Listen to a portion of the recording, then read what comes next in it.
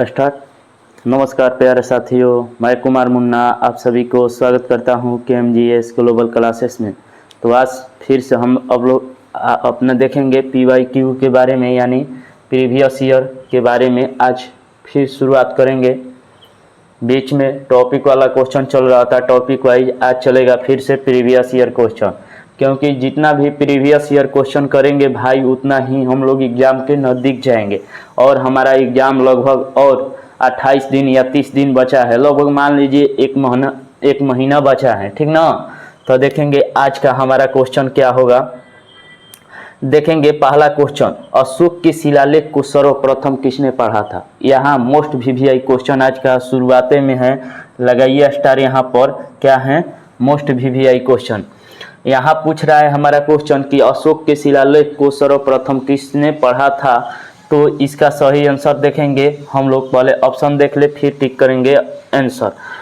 John Miller दिया है, पहला में दिया है जॉन मार्शल, दूसरा बी में दिया है रॉबर्ट ब्रूस फूट, और सी में दिया है जेम्स प्रिंसपे, और डी में दिया है गिरियर्सन, डॉक्टर गिरियर्सन। तो इसका सही आंसर हो जाएगा मेरे भाई जेम्स प्रिंसपे हो जाएगा, जेम्स प्रिंसपे। यहाँ से क्वेश्चन बनेगा, ठीक ना। यहाँ से क्वेश्चन बनेगा कि अशोक के शिलालेख को सर्वप्रथम किसने पढ़ा था।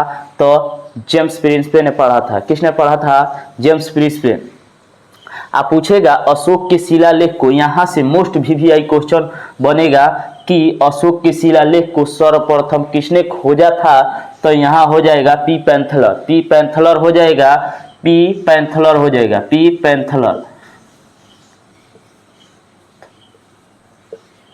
पैंथलर कब? तो 1750 ईस्वी में। कब? 1750 ईस्वी में अशोक के शिलालेख को सर्वप्रथम किसने खोजा था? तो पी पैंथलर ने खोजा था। कब? 1750 ईस्वी में। वहीं यहाँ पर क्वेश्चन पूछेगा मेरे भाई कि अशोक के शिलालेख को सर्वप्रथम किसने पढ़ा था। तो जेम्स प्रिंसपे हो जाएगा। कब? तो 1837 ईस्वी में। कब? 1837 ईस्वी में जेम्स प्रिंसपे ने पढ़ा था अशोक के शिलालेख को। अब बढ़ेंगे, नेक्स्ट क्वेश्चन देखेंगे कि भारत का पहला कीट संग्रहालय कहाँ स्थित है। आज का क्वेश्चन है ना भाई, क्योंकि एग्जाम में यह प्रीवियस ईयर क्वेश्चन है जो कि आपके एग्जाम में नंबर दिलाएगा। यकीन मानिएगा कि एग्जाम में नंबर आपको इससे मिलेगा, ठीक ना। देखेंगे भारत की पहला कीट संग्रहालय कहाँ स्थित है, ठीक ना। क्वेश्चन हमारा पूछ रहा है कि भारत का पहला कीट संग्रहालय कहाँ स्थित है। कहाँ स्थित है तो ऑप्शन देखेंगे। ऑप्शन ए में दिया है तमिलनाडु, बी में दिया है मध्य प्रदेश, और सी में दिया है उत्तर प्रदेश, डी में दिया है उड़ीसा। तो इसका सही आंसर हो जाएगा तमिलनाडु, ठीक ना। पूछेगा क्वेश्चन कि भारत के पहला कीट संग्रहालय किस राज्य में अवस्थित है या स्थित है, ठीक ना। यहाँ पर क्वेश्चन हमारा पूछ रहा है कि भारत के पहला कीट संग्रहालय कहाँ स्थित है। तो इसका सही आंसर क्या हो जाएगा मेरे भाई? तमिलनाडु हो जाएगा। क्या हो जाएगा? तमिलनाडु। क्या हो जाएगा? तमिलनाडु हो जाएगा, ठीक ना। फिर देखेंगे नेक्स्ट क्वेश्चन देखेंगे, अंतर्राष्ट्रीय जैव विविधता दिवस कब मनाया जाता है। दिन दिवस से हर शिफ्ट में क्वेश्चन पूछा है और पूछने का अनुमान है या 100% अनुमान है कि दिन दिवस से क्वेश्चन आएगा। आज हम बता रहे हैं, आपका एग्जाम होगा उस दिन आपको पता चलेगा कि दिन दिवस से क्वेश्चन आया था, ठीक ना। अंतर्राष्ट्रीय जैव विविधता दिवस कब मनाया जाता है।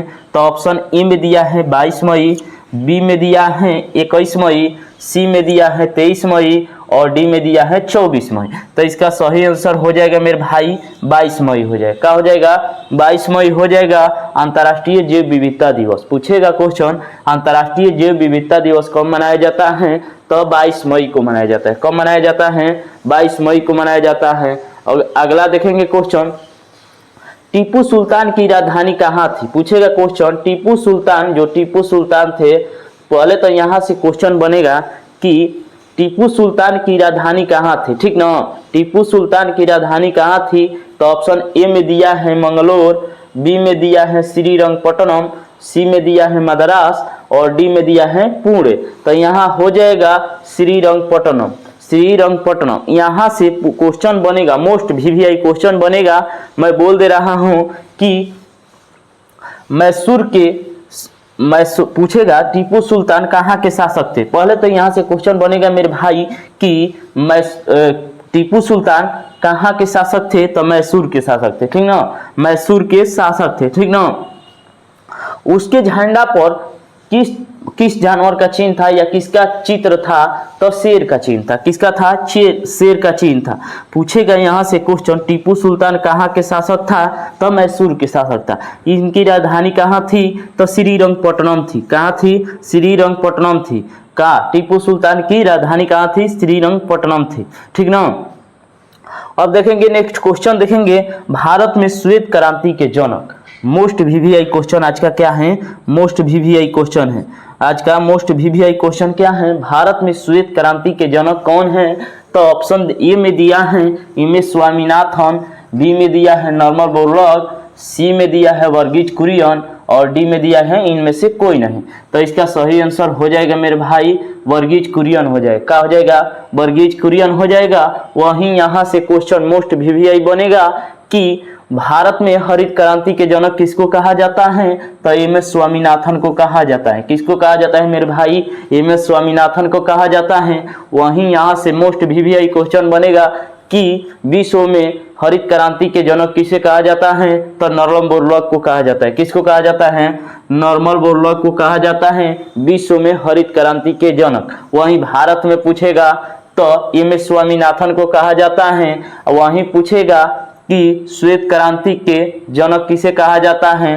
तो वर्गीज कुरियन को कहा जाता है। किसको कहा जाता है? वर्गीज कुरियन को कहा जाता है। देखेंगे नेक्स्ट क्वेश्चन, श्रीरंगपट्टनम की संधि कब हुई थी? यहाँ पर आधुनिक भारत से जो क्वेश्चन बन रहा है इतिहास में कि श्रीरंगपट्टनम की संधि कब हुई थी? श्रीरंगपट्टनम की संधि कब हुई थी?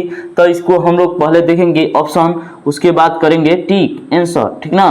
पहला ऑप्शन में दिया है 1790 ईस्वी में, बी में दिया है 1792 ईस्वी में, और सी में दिया है 1799 और डी में दिया है 1797। तो इसका सही आंसर हो जाएगा 1792 ईस्वी में हो जाएगा। क्या हो जाएगा?